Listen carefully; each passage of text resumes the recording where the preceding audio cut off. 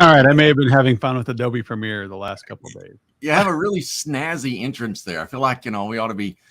I definitely don't want to do what was the old Paul, whatever his name, with Microsoft way back, and he came on Throw stage. the chair around. Is that Oh one? yeah, I don't want to do that, but it's got that energy going. It's kind of cool. I know. Well, it's all about the lead up, right? It's all about the entrance, the pizzazz. You got to like get everybody pumped up to get let down by my narrative. What are we talking about today, anyways? Hey, so actually, let me start with this. We're going to talk about budgets. Yes, we're going to talk about budgets, and I want to start off with saying this because I see this over and over again. A budget is not a quote. All right. Now, if you read any sort of management guide or any sort of even parenting guide, there's always this one really important principle about setting expectations. All right. And a budget conversation is a financial exercise in setting expectations. Yep. All right. So don't think of this as a selling tool, although it does sell. I mean, it's part of that, I guess. But it's not the pointy end there, maybe. And it's not a deep dive on quotes and down to the penny and shaving margin points here. All right. We want to set expectations with our customers regarding their budget. All right. And I think sometimes we get into these meetings and we just, maybe we listen to the theme music or whatever. We're all hyped up. We're ready to get in there and close the deals and all. Hold on. All right. Set yourself up for some future success by going in. Pillow talk, people. Just go in. Yeah, that's it. Just go in and work these things out and set expectations with your customers. Yeah. It's the soft talk. You've got to walk in, and we talk about budgeting in a way that doesn't make sense, because if everybody hates the hard sell. Walk in, buy my stuff. You need this in your life. Like, yeah, it does look pretty cool. No, you need to buy it now. Like, I see what it is. You got to lead up into it. Mm-hmm. And if you ever want to see like a hard sell, but with some nurturing, go and sit through one of those timeshare deals. Oh my gosh. No. You know what's going to happen. You've been prepped for sale. When you walk in that door, you've already used all the free stuff that they gave you. You're now feeling guilty. And now you've got to buy something, right? Not Adam. Adam's good at saying no. But even they're giving you a little pillow talk. They're giving you that lead up into what needs to be done. And we talk about budgeting, like you're don't go on the offensive. Go in as a partner and say, hey, we know you need that to do IT spend next year. You need to do IT spend next year. Let's sit down and talk through what it is you want to accomplish next year. Let's talk about how we can get you there. And then you slap them with the price. Yeah. Well, here's a cool little part about this too. I think sometimes we go in, we get so ramped up on price and closing this deal. And we're so pre-prepared, all right, on around that narrative. And many times you've worked really, really hard to find the absolutely best deal to get out there. But here's the interesting part that happens more often than not.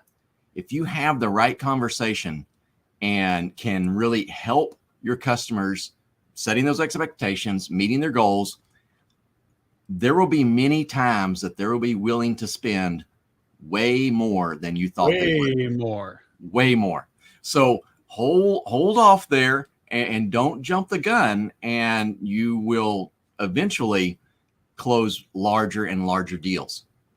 Yeah. So let me show you guys kind of like the how to plan a budget, like the bad way and the good way, right?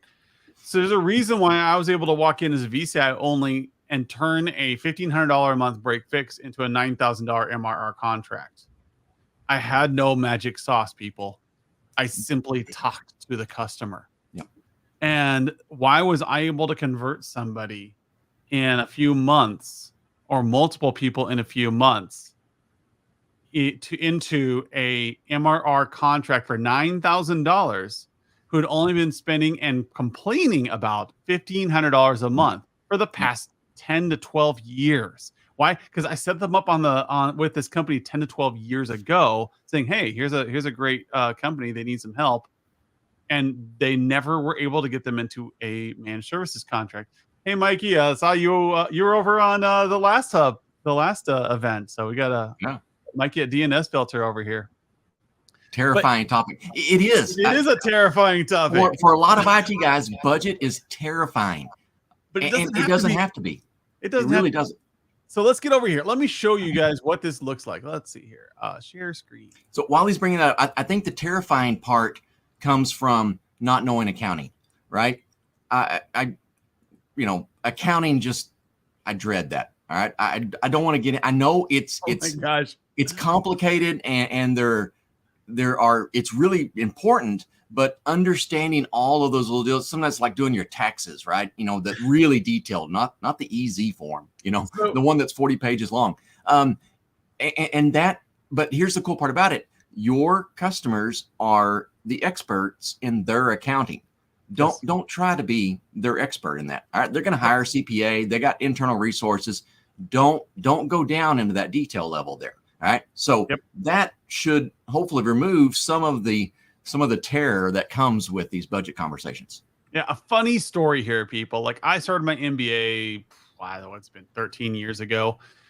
And hey, my company was paying for it. Anyways, so I started doing an MBA. I wanted to learn more about business acumen and as an engineer. And I took an accounting class. Now, Adam Walter was a Bachelor of Science, Computer Science. I stopped using numbers.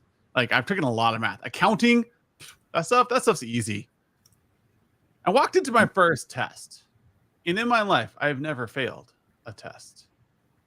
This test destroyed me for one of two reasons. One, I didn't prepare because I walked into I didn't know that now you have to go to testing centers to take your tests.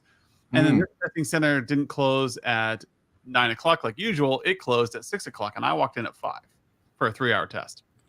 Anyways, failed miserably. Learned a very hard way that I do not understand cost center accounting, left and right, all that jazz was way beyond my preparedness level. So when I came and Skip and I were building this idea of how to do budgets for engineers, we stripped out this idea of like, stop, you're not an accountant. We're not going to make you an accountant. We're going to create a bridge to accounting. So you can take what you're doing. So this is what you guys usually do. Is you walk into a client and you put this list in front of them. And they're all good things. These are all important things for the client to look at. They need to do all these things, right? We need to do asset replacements. We need to replace your firewall. Now, how do I, and then you spend like 8 to 10 hours figuring out ways to convince them that they need these things. You attend workshops, you attend seminars on how to sell, and you're getting all this stuff in front of your clients without context. Yes. And it looks this beautiful. This is beautiful. This is pretty, guys. I can spend a good 6 hours organizing this and putting this in order. But it's missing context. It's a great chart of costs. It tells the client exactly how much they need to spend. It's going to show them when it needs to be done.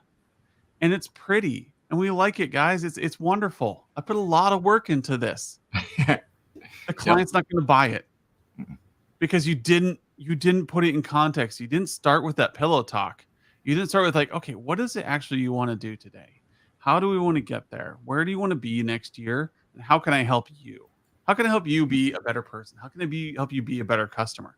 Nothing in this view cares about the client other than we need to do these things. You ever walked into your house and a kid or a spouse gives you a to-do list with no explanation? Hey, here are all the things we need to do. You need to get the lawn mowed. You need to clean up the house. You need to do this, this, this. How does that make you feel? Yeah. It doesn't make you feel heard or loved or cared for. You know it needs to be done. It's pragmatic. It's definitely logical that these things need to be done, but it kind of makes you want to run. It kind of makes you want to head out the door, find the nearest pub, and hide there for a while. Because you're not a person. You're just this thing that they need to deal with. And so what we want to do is create a proposal and create it with a nurture. So in order to create a budget instead looks like this. So if I head over to the home screen, I've got a persona over here all set up that I use for a lot of demos. And I come down and I'm going to get ready for meeting with this client, and I'm going to load up my 2023 budget. What do I have? I've got a list of my top projects that I want the client to work on. I've got a graph showing their expenses throughout the year. But most importantly, at the top of the screen, I have what is the goal of this budget to help you increase sales by 20%. That is the. You sure? I can't. I keep messaging you on Slack. You're ignoring me. That's because you're old. There you go. Thank you. How's that?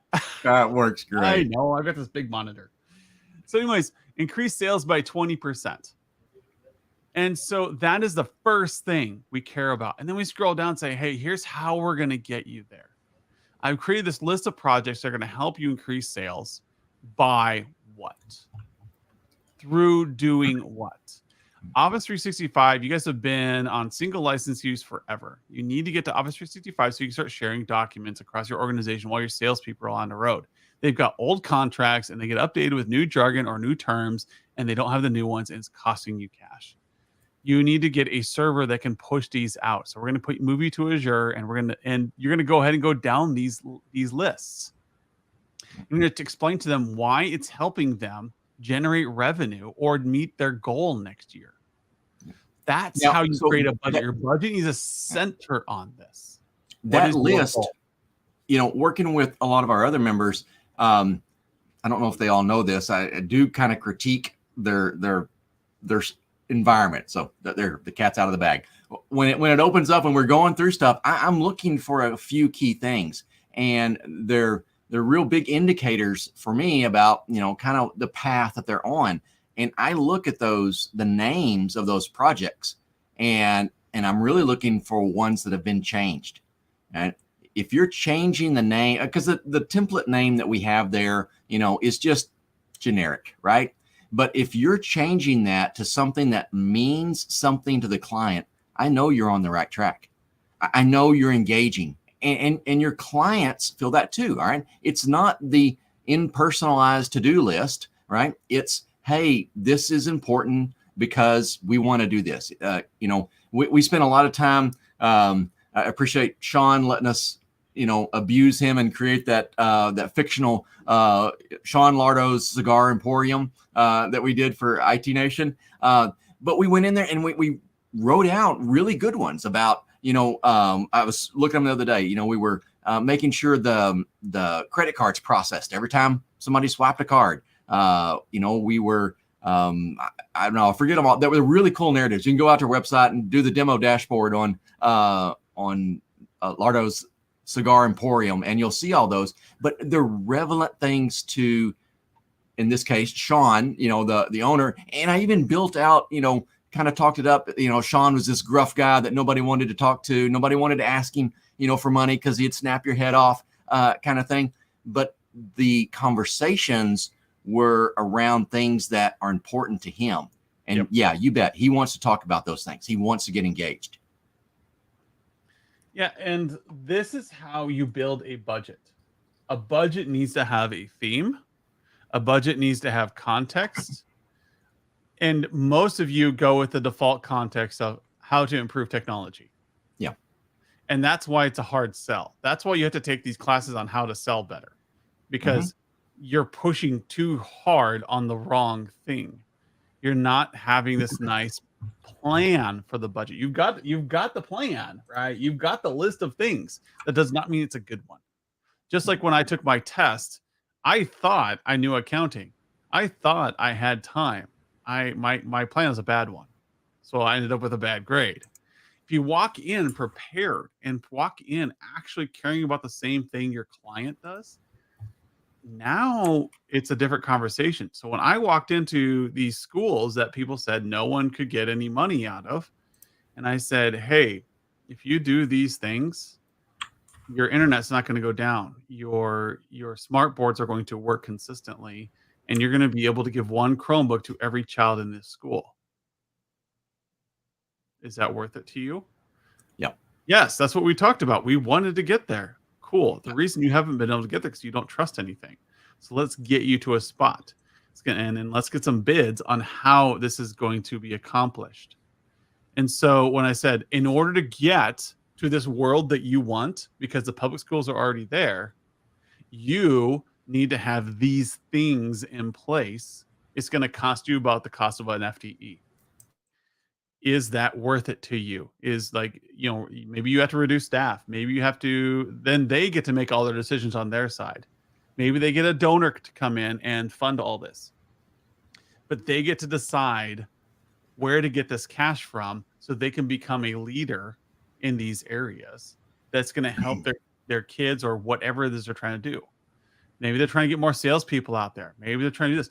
When you put it in context of how their business is going to grow if they spend this much, then they can do their own ROI. You don't have to do it for them. That's People true. are always asking me early on in my career, how do you calculate ROI for your client? Like, I don't.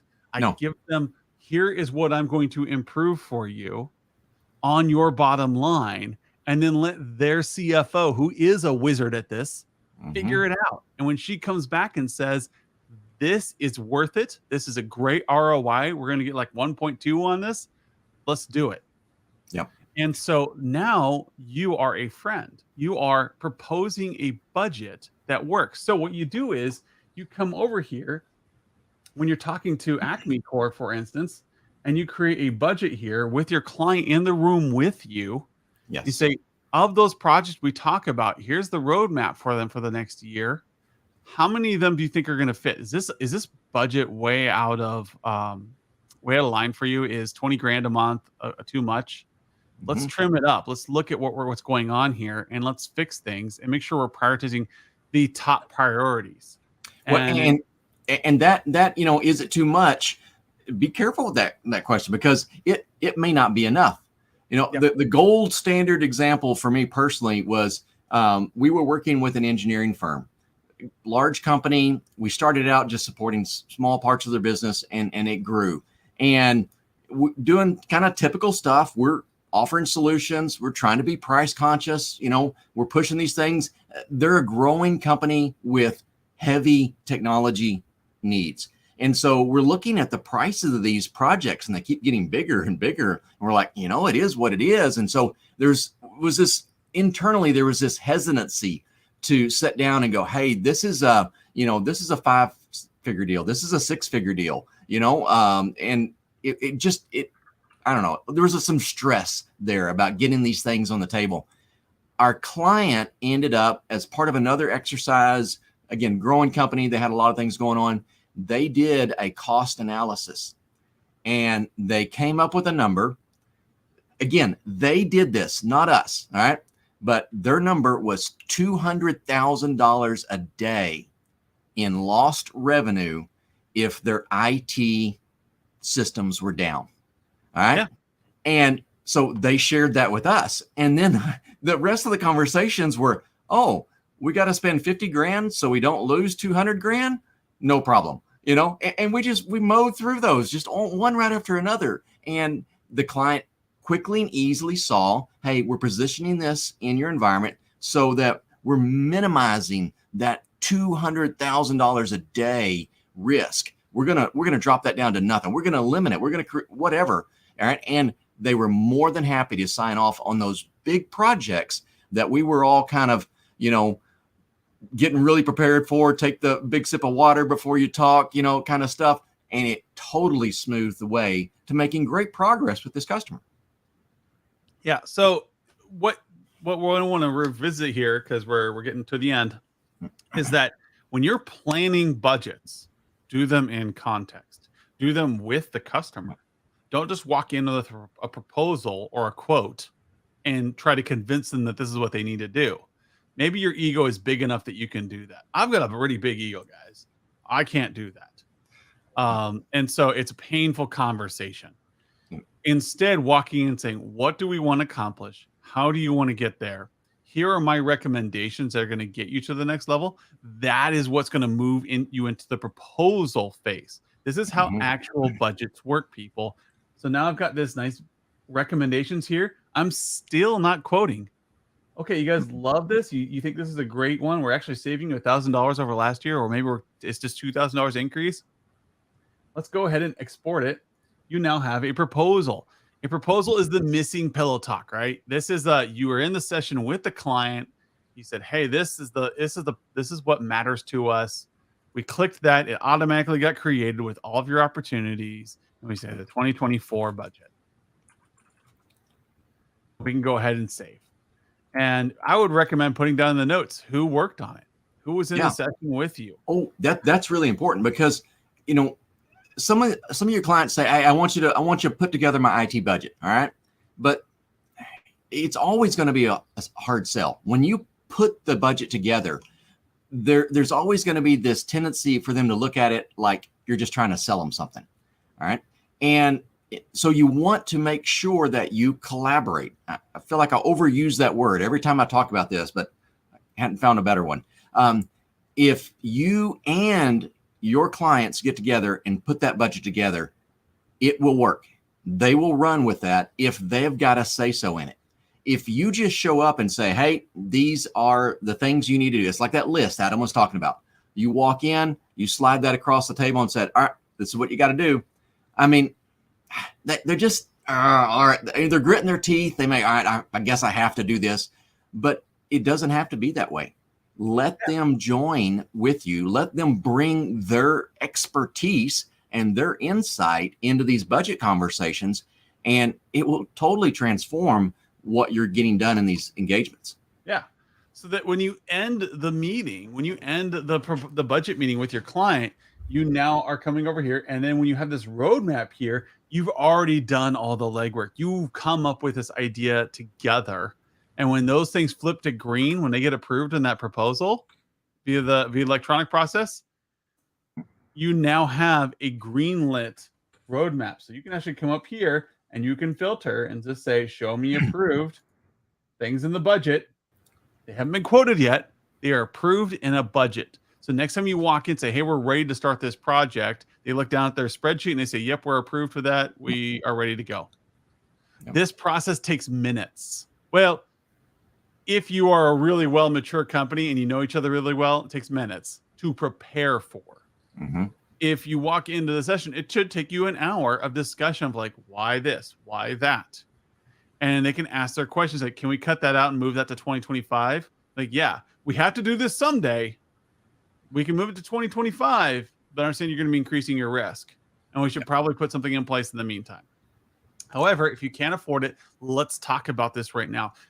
But all that has been done so that when you're running your roadmap next year and you come to your Q1 QBR or you go on site to meet with the client and you're like, hey, here are the things coming up this next quarter. Here are the projects we need to work on that you approved.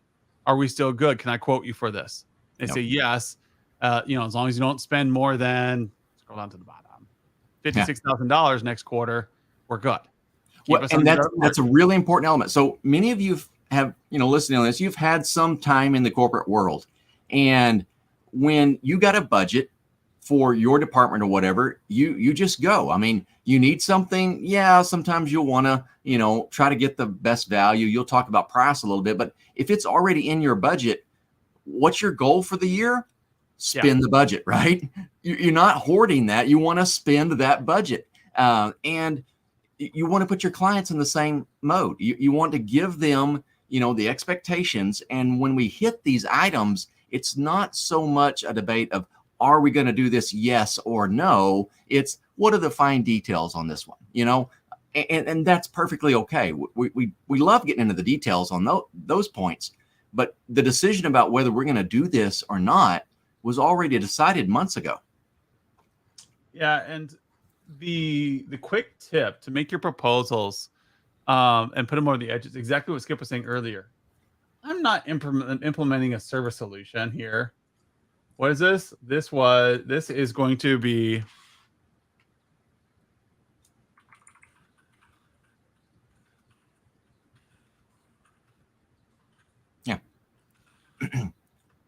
so something simple like that. So we're going to create a file server that's available remotely. We're going to allow for remote printing. Whatever it is, it's going to improve a business functionality. So when you create a proposal, you're changing the name of these to something that actually helps the client understand that implement Office 365, work from anywhere. And you could be kitschy about it. You can say work from the beach. You know, do something like so that the client can see that by implementing this project, they don't care that it's Office 365 or Barracuda Firewall, whatever it is. What they see is the resulting impact to their organization in the budget. And then when they hand it to the CFO and the CFO says, wait a minute, we're going to streamline process so people can work from anywhere so I can close that building downtown. Yeah. Yeah. There's nothing more powerful. Not a month on leases. There is nothing more powerful on those project names than using your client's words. Yes. So, you know, the phishing training that, you know, everyone's going through now, right? You're putting that out there and people know, okay, that's what that is. But in most organizations, you know, that training is directed at one person, right? You know, the whole company has to do it because, you know, Frank keeps clicking on stupid stuff. All right.